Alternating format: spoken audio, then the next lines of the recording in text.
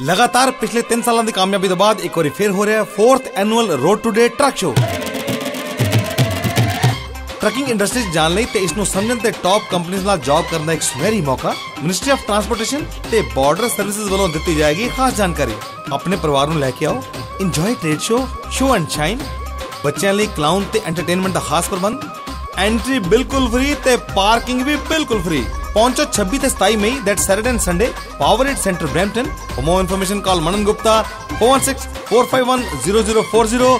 Sponsored by Arrow truck sales, diesel truck centre, ITS transport, select trucks, power diesel and LA truck lube and watch.